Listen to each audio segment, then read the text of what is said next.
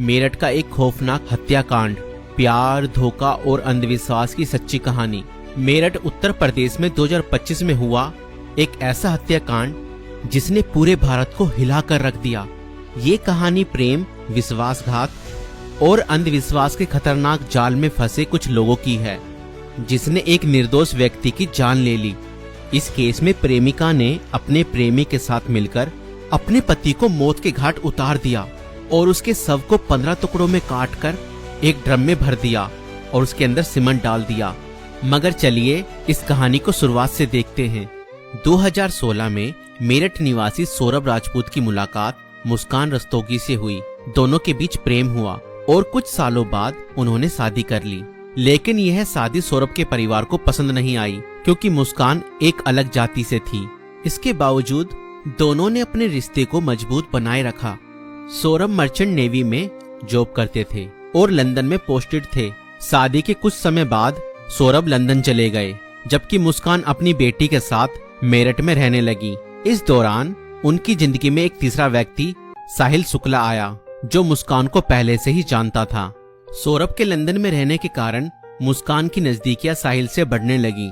साहिल, जो पहले से ही मुस्कान को पसंद करता था, अब खुलकर उसके साथ वक्त बिताने लगा। मुस्कान ने उसे यह यकीन दिला दिया कि वह अपने पति के साथ खुश नहीं है और वह साहिल से सच्चा प्यार करती है।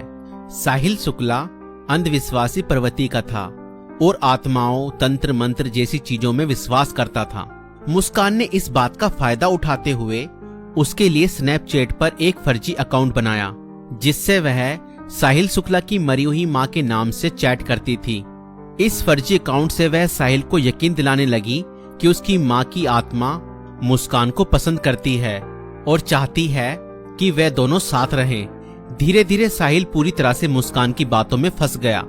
मुस्कान ने उसे यह विश्वास दिलाया कि अगर वह उसके पति सौरभ को रास्ते से हटा दे तो वो दोनों एक साथ रह सकते हैं। साहिल अब पूरी तरह से मुस्कान के इशारों पर नाचने लगा था। मुस्कान और साहिल ने मिलकर सौरभ को मारने की साजिश रची।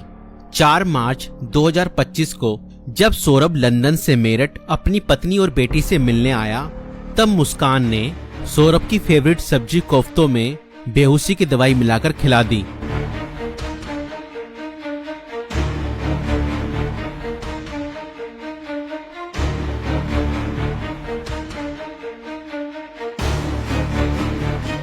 और जब सौरभ बेहोशी की हालत में बिस्तर पर पड़ा था, तब मुस्कान ने अपने दोस्त साहिल को बुला लिया और रसोई में जाकर वो बड़ा और धारदार चाकू ले आई, जो मुस्कान और साहिल ने पहले से ही प्लानिंग करके खरीदे हुए थे। और करीब 20 मिनट तक साहिल ने मुस्कान को बताया कि कैसे उसे अपने पति का वध करना है।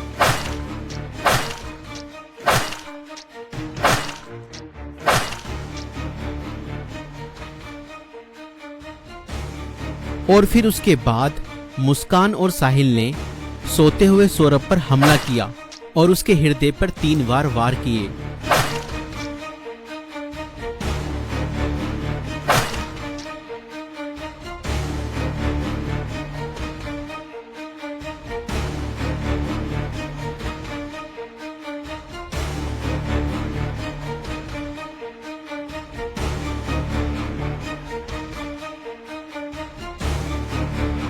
और घर में पड़े कूलर को भी ऑन कर दिया ताकि उसकी आवाज किसी को भी ना सुनाई दे। जब उन्होंने सौरभ को खत्म कर दिया, उसके बाद वह उसकी बॉडी को बाथरूम में ले गए।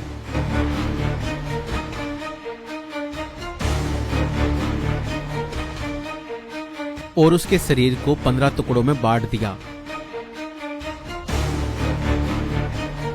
सौरभ को खत्म करने के बाद उन्हें इस बात की चिंता हुई कि अगर सब बरामद हो गया तो पुलिस उन तक जरूर पहुंच जाएगी। इसलिए उन्होंने सबको ठिकाने लगाने की योजना बनाई और मुस्कान बाजार जाकर एक प्लास्टिक का ड्रम खरीद लाई। और मुस्कान और साहिल ने सौरभ के शव के टुकड़ों को उस प्लास्टिक ड्रम में डाल दिया और ऊपर से सीमेंट भी डाल दिया ताकि उसकी बॉडी की स्मेल बाहर न जाए। और उसके बाद उन्होंने उस ड्रम को घर के एक कोने में रख दिया। इसके बाद मुस्कान और साहिल ने सौरभ के मोबाइल फोन से उसके सोशल मीडिया अकाउंट को एक्टिव रखा।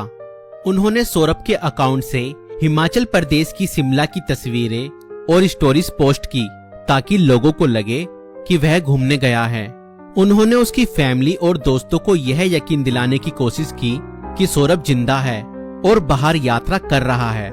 इस दौरान मुस्कान और साहिल खुद भी शिमला घूमने चले गए ताकि अगर कोई लोकेशन ट्रैक करे तो किसी को शक न हो, लेकिन किसी भी अपराधी की तरह वह भी ज्यादा समय तक बच नहीं पाए। सौरभ के परिवार ने जब उससे संपर्क करने की कोशिश की और कोई जवाब नहीं मिला तो उन्हें शक हुआ। परिवार ने मेरठ पुलिस में गुमशुदा की रिपोर्ट दर्ज कराई।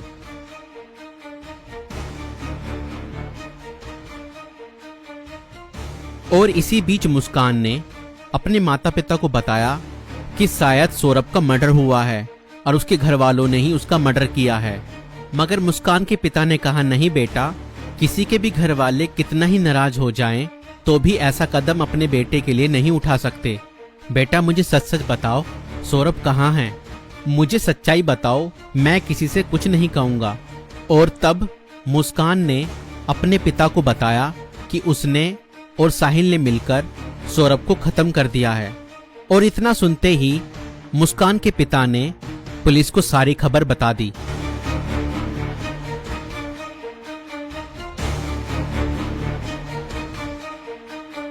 और पुलिस ने तुरंत मुस्कान और साहिल को गिरफ्तार किया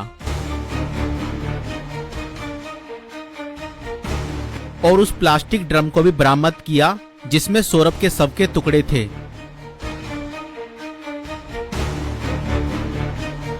उस प्लास्टिक ड्रम को काटा गया और सौरभ के शरीर के टुकड़ों को बरामद किया गया। इस खौफनाक हत्या मिस्ट्री का अंत पुलिस द्वारा हत्यारों की गिरफ्तारी के साथ हुआ। पुलिस ने मुस्कान और साहिल को गिरफ्तार कर लिया। दोनों पर हत्या, साजिश और शव को छुपाने के गंभीर आरोप लगाए गए। दोस्तों, ये घटना हमें यह सिखाती है कि अंधविश्वास का अंजाम बहुत बुरा और भयानक होता है।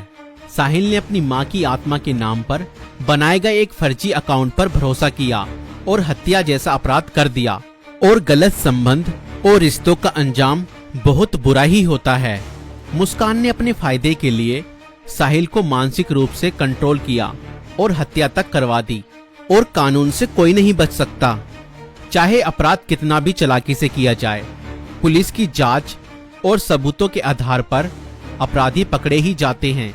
इसलिए रिश्ते सोच समझकर बनाएं और जीवन साथी चुनने से पहले सामने वाला मानसिक रूप से कैसा व्यक्ति है यह जानने की कोशिश करें। साथी चुनते समय सूरत पर नहीं, सीरत पर ध्यान दें। इस वीडियो को बनाने का उद्देश्य संसार में बढ़ रही बुराइयों से अवगत कराना है। दोस्तों, आपकी इस वीडियो को लेकर क्या राय है हमें कमेंट्स में जरूर बताएं।